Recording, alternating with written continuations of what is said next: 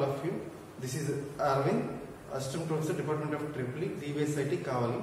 So in the previous classes, I taught you about power system stability analysis. In that subject, we are having first one is introduction. I teach you about introduction, and next elementary concepts of steady state, transient state and dynamic state. And in that class I also covered description of steady state limit. Now in this class I will teach you about transfer reactance.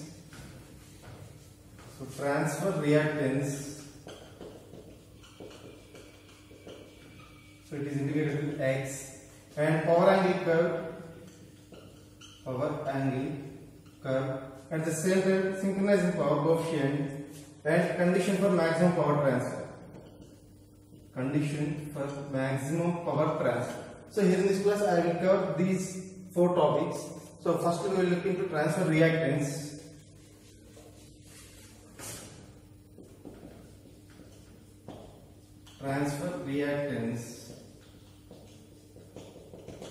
So the transfer reactance is the total reactance between generating voltage of generator or internal EMF of the generator and infinite busbar voltage. That is known as a transfer reactance. It is indicated with the letter X. Actually, the transfer reactance lies between generating and load points of the transmission line, and it also connects sending end voltage, that is V1, and receiving end voltage V2. It connects these two voltage sources. So from this one, the power transfer to the transmission line is given by P is equal to det V1 into det V2 by X into sin delta. So from this equation, we are saying that the reactance is inversely proportional to the power transfer. So from this equation, we are saying that the transfer reactance is inversely proportional to the power transferred. So from this, during the steady state, when the delta is equal to 90 degrees, the maximum power will occur. So that means we are taking that P maximum is equal to, from this equation, det V1 into det V2 by X into, in delta place we are substituting 90 degrees, because at 90 degrees load angle the maximum power will occur at stable condition. That means det V1 into det V2 by X into sin 90. So this gives det V1 into det V2 divided by X. So here sin 90 means 1. So that it will give det V1 det V2 by X. This is the maximum power condition.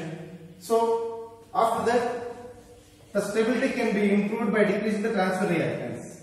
Here the stability can be improved by decreasing the transfer reactance, and there are different methods to reduce transfer reactance. In those, first one is it can be reduced by connecting two parallel lines instead of single line. So here we are using two parallel paths instead of single line. So suppose if this is the power system network, it consists of generator, transformer and transmission lines and load. So here, instead of single line, we are using multiple lines. That means two parallel lines. So this is useful to improve the stability limit of the system. And coming to the second one, so by using bundle conductors, we are reducing the transfer reactance. By using bundle conductors, we are reducing transfer reactance. And coming to the third one, so the transfer reactance can be reduced by connecting series capacitors for overhead transmission lines. So these are the three different methods.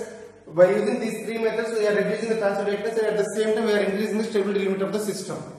And coming to power angle curve, here one important point is that the power angle curve is mainly affected by the transfer reactance. So how it will work, we will see. So power angle curve. So the power angle curve is defined as, here there are two definitions for power angle curve. So here the first one is, so the graphical representation of power received, that means PR and load angle delta. the graphical representation of received power PR and delta, that is the load angle, is known as a power angle curve, or the variation of active power. The variation of active power with respect to load angle is known as a power angle curve. So these are the two different definitions for power angle curve. So here, so the power angle curve is obtained by, so P is equal to EV by X into sin delta equation. So here we are neglecting the line reactances and self shunt admittance of the transmission line. So the power transferred or received by the line is a function of sine. It is in the function of sine only. For that one we are representing EV by X into sine delta. So power transfer P is equal to. So here the maximum power will occur at delta is equal to 90 degrees. So it will give P maximum is equal to, from this equation, EV by X into sine delta. So in delta plus we are substituting 90 degrees. So it will give EV by X, because sin 90 is 1. From the trigonometric functions, sin 90 is equal to 1. So for that one we are having P maximum is equal to EV by X. So now I am plotting the power angle curve between received power and load angle. So it will show like this. So here we are taking x-axis and y-axis. In y-axis we are taking active power or received power, and in the x-axis we are taking load angle, that is delta. So while increasing the load angle, the received power also increases. So here the curve shows like this. So here the load angle is increases, the received power is also increases up to the maximum point. So this is the maximum point. So here P maximum is equal to EV by X. So this is the maximum power condition. After reaching the maximum power condition, so appropriately the received power is decreases gradually. So here this is considered a stable region, and this one is unstable region. So this one is unstable region. So this is the power angle curve for the given power system. Here we are considering few more points, that is, actually in alternator we have two types of alternators. One is cylindrical pole alternator and another one is silent pole alternators. So for that one, the operating margin for cylindrical pole alternator is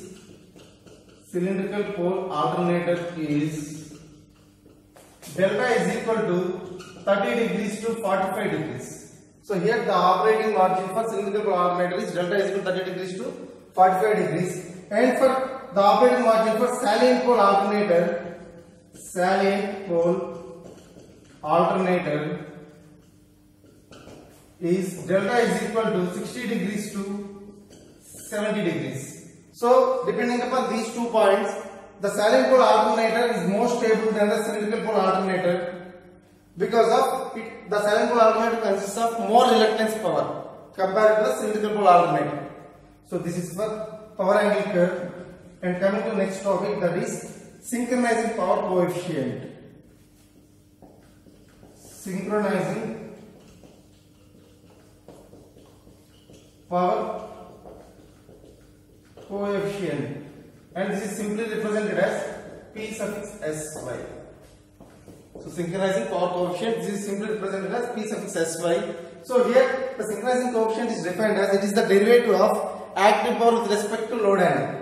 So it is the derivative of active power with respect to load angle, that is dP by d delta. So here it is indicated with the letter P suffix sy. So here the significance of synchronizing power coefficient is whether the system is stable or unstable by the following conditions. For that condition we are taking P suffix sy is equal to, that is the synchronizing power coefficient is equal to dP by d delta. So from this we are having P is equal to EV by X into sin delta. From the static model of power system network we are having P is equal to EV by X into sin delta. So substitute this P equation in this one, so that it will give P suffix sy is equal to d by d delta of EV by X into sin delta. So that means differentiation of EV by X into sin delta gives EV by X with respect to delta gives EV by X into cos delta. So this is for synchronizing power coefficient. Here we are considering few more points, that is if PSY, that is the synchronizing power coefficient value, is greater than 0, synchronizing power coefficient value is greater than 0, so then the system is called a stable system. Then the system is called a stable system. And another condition is also there, that is synchronizing power coefficient is less than 0, so it will give unstable condition. Unstable condition for synchronizing power coefficient for the given power system. So the power angle curve is shown like this. So similarly to the power angle curve, we are taking y-axis and x-axis. So in x-axis y-axis we are taking received power or real power or synchronizing power coefficient, and in the x-axis we are taking load angle delta. So here we have to draw the power angle curve. So as I said in the earlier, in the power angle curve, so the load angle increases means the power also increases up to maximum point. After that it will gradually decreases. So treat this as a maximum power condition. Here delta is equal to 90 degrees and here delta is equal to 180 degrees. So here the synchronizing power coefficient value varies like this. So here this is the stable condition, is the stable because of P sub x, so that is the synchronizing power coefficient is greater than 0, that condition gives stable condition. And after that, if the PSY is less than 0, that is synchronizing power coefficient is less than 0, it will give unstable region. So this is the unstable region. It is almost looks like a power angle curve because of depending upon that curve we are drawing this one. So that means this is stable condition and this one is unstable condition. This is the normal power curve and this is the maximum power across, that is equal to P maximum, that is equal to EV by X. And coming to this, so this is the synchronizing power coefficient curve. So this one. So here the stable condition and this one is the unstable condition. So this is the synchronizing power coefficient condition. And coming to last one, that is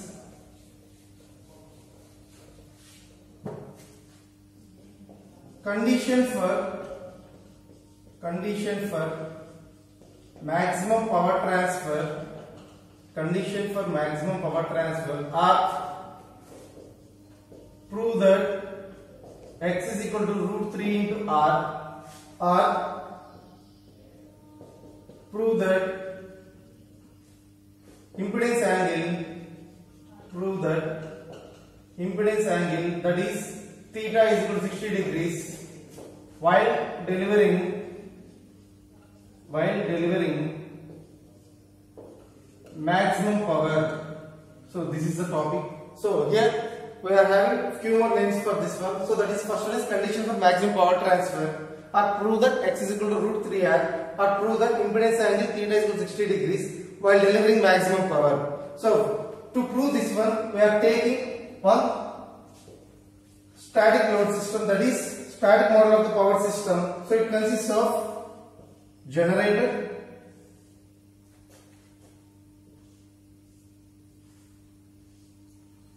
line, transmission line, and infinite bus bar system. So here we are having E at an angle of delta, and here we are having current I, and the series impedance value is Z at an angle of theta, and infinite bus bar voltage, that is V at an angle of 0 degrees. So here we are taking that E is the generated voltage and V is the terminal voltage of the bus bar, and Z is the series impedance of the line, and delta is the load angle and theta is the impedance angle. So from this static model of the power system, we are taking that first one, the complex power received by the infinite bus bar, that gives S is equal to V at an angle of 0 degrees into I conjugate. So S is equal to V at an angle of 0 into I conjugate. So for this one, so from the static model of the power system, we are having E at an angle of delta. Treat this as the first equation. So from this static model of the power system, we are taking E at an angle of delta is equal to V at an angle of 0 plus I into Z at an angle of theta. So from this one, we are writing that I is equal to E at an angle of delta minus V at an angle of 0 degrees by Z at an angle of theta. So substitute this current I value into first equation. So it will give S is equal to V at an angle of 0 degrees into E at an angle of delta minus V at an angle of 0 by Z at an angle of theta whole conjugate. So that is equal to V at an angle of 0 degrees into, so here EV by Z into angle of theta minus delta minus V square by Z into theta. So from this equation we are deriving this one, we are writing this one. So after treating this one, we have to write the power equation. So that looks like this one. So here we are having S is equal to EV by Z into an angle of theta minus delta minus V square by Z into cos theta. So from this equation we are taking that active power. So that is P is equal to EV by Z into cos of theta minus delta minus V square by Z into cos theta. Here we are having angle theta. So from this one we are taking active power P is equal to EV by Z into cos of theta minus delta minus V square by Z into cos theta. So treat this as a second equation. Now if the maximum power will occur at delta is equal to 90 degrees, so for that one we are taking that the maximum power will occur when the load angle is equal to the impedance angle, that is delta is equal to theta, but not vice versa. That means not theta is equal to delta. Here delta is equal to theta, so by using this one, substitute this delta is equal to theta condition into this second equation. That will give P is equal to EV by Z into cos of theta. In delta place we have to substitute theta value because for maximum power the load angle is equal to the impedance angle, that is theta minus theta minus V square by Z. Here we are not substituting in theta plus delta because of the maximum power condition, the load angle is equal to theta, but not the impedance angle is not equal to load angle. That means here we are having V square by Z into cos theta. So from this one we are taking EV by Z into cos. So positive theta and negative theta is cancelled. So for that one we are having cos 0 minus V square by Z into cos theta, that is equal to cos 0 value is 1 from the trigonometric functions. So EV by Z minus V square by Z into cos theta. We are having this one. So treat this equation as third equation and take. So the equation is P is equal to EV by Z minus V square by Z into cos theta. So here we will represent cos theta in terms of R and Z. So for that one we are taking that impedance triangle that gives,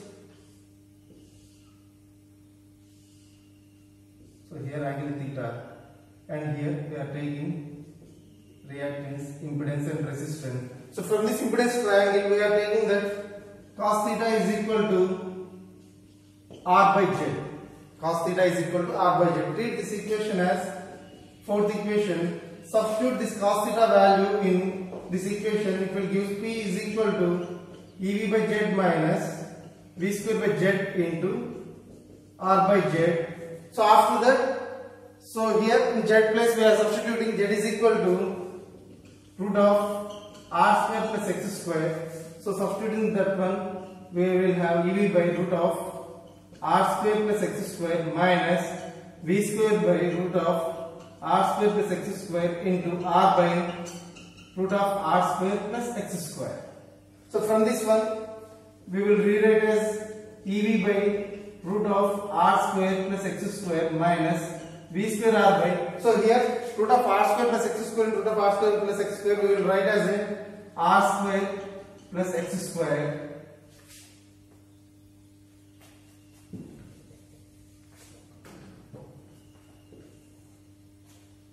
So for finding the maximum power condition, so it will we are treat this as a fifth equation. Now we are differentiating real power with respect to reactance value, that is x. So for that one we are taking dp by d delta, and after differentiating the real power with respect to reactance dp by dx, so after that we are equivalent to 0 value.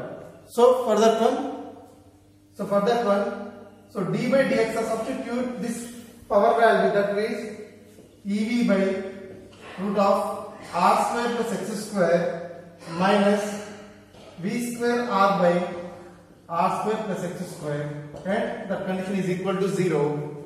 And coming to differentiation part, so it will give EV. So here we are having 1 by root of r square plus x square. For the differentiation of this value, we are having minus 1 by 2 divided by r square plus x square whole power 3 by 2 minus, sorry, for x square we are differentiating, that will give 2x value minus v square r. So here we are having 1 by r square plus x square. For the differentiation of this part, it will give minus 1 by r square plus x square whole square into 2x.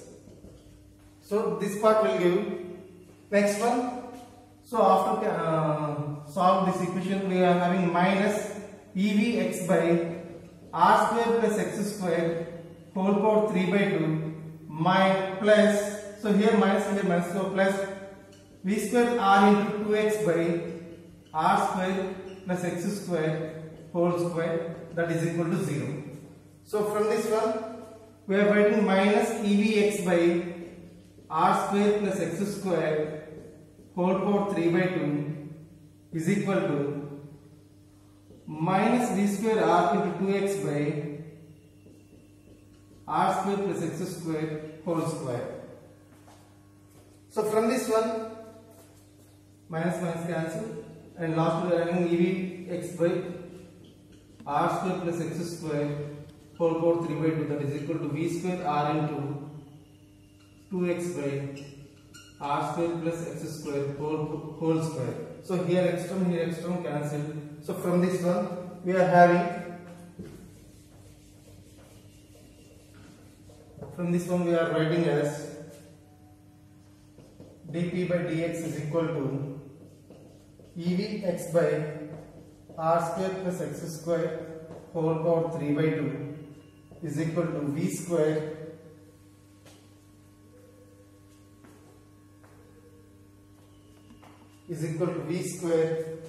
r into 2x by r square plus x square whole square. Here x term cancel, that is equal to EV by r square plus x square whole power 3 by 2 is equal to 2v square r by r square plus x square whole square. So from this we are writing r square plus x square whole power 3 by 2 parts, that is r square plus x square into r square plus x square whole power 1 by 2, that is equal to 2 into v square r by, so here we are writing r square plus x square whole square into 2 parts, that is r square plus x square into r square plus x square. Here we are cancelling these terms, so we will have EV by r square plus x square whole power 1 by 2, that is equal to 2 into v square r by r square plus x square. So here we are substituting, assume E is necessary is equal to V. So substitute in E plus V, that is equal to V square by R square plus X square whole power 3 1 by 2 whole power 1 by 2 is equal to 2 into V square R by R square plus X square. Here V square cancel. So from this one we are writing, so dp by dx is equal to 1 by r square plus x square whole power 1 by 2, that is equal to 2r by r square plus x square. We are having this equation. So for this one we have to cross multiply this one, that is equal to, that will give r square plus x square is equal to 2r into r square plus x square whole power 1 by 2. So from this one we are writing as r square plus x square is equal to 2r into So r square plus x square whole power 1 by 2 we will write as root of r square plus x square. So after this one, for this one we are applying squaring. So by applying squaring on both sides, we are applying for this condition. We are applying squaring on both sides. So it will give r square plus x square whole square, that is equal to 2r whole square into, so square and root cancel, that means r square plus x square, we have r square plus x square. So from this one we are writing r square plus x square means here one r square plus x square and here one r square plus x square is cancelled, and remaining one is r square plus x square is equal to 4r square. From this one we will write x square is equal to 4r square minus r square, that is equal to x square is equal to 3r square. So from this one x is equal to root 3r. So this is the main maximum power condition for the power system. So after that one more condition is also there. Prove that impedance angle theta is 60 degrees for delivering the maximum power. So for that one we are taking, so when delta is equal to 60 degrees, we are taking the theta is equal to 60 degrees, we are taking that this condition, that is x is equal to root 3r. So from this one x by r is equal to root 3. So from this one theta is equal to x by r is equal to 60 degrees because of tan 60 is root 3. So x by r is equal to 60, that is the theta angle. So this is the condition for maximum power angle. Prove that impedance angle is 60 degrees for delivering the maximum power.